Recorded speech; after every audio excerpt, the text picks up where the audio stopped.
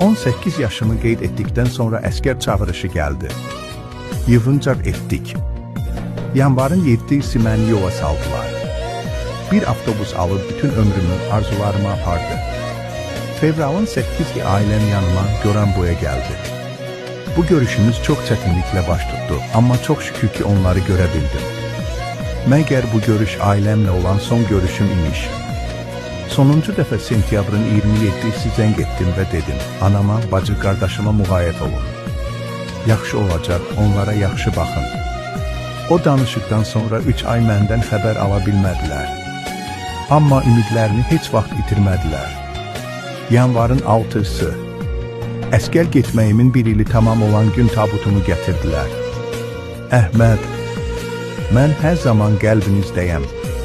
Nə qədər ki yaşayırsınız, məni yaşadacaqsınız. Unutmayacaqsınız, unuturmayacaqsınız, mən yarımçıq qalan xəyallarımı sizə əmanət etdim. Hər addımınızda, hər dua etdiyiniz anlarda yanınızdayam. Səssizliyin yoxluq deyil, sadəcə başqa bir varlıqdır. Mən getdim deməyin. Çünki adım çəkiləndə, xatırlananda, dualarda yaşayıram.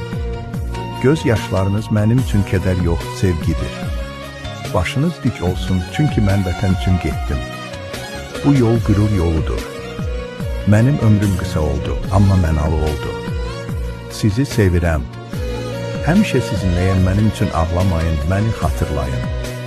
Çünki xatırlanmaq yaşamaqdır.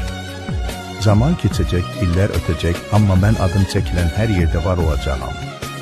Anamın duasında, bacı qardaşımın xatirəsində, dostlarımın səssiz baxışlarında yaşayacağam. Mən bu torpağa borcumu verdim. Qürurla getdim, başı dik getdim. Arxada gözü yaşlı deyil, başı uca bir ailə qoydum. Əgər bir gün adım çəkilərsə, deyim ki, yarımçıq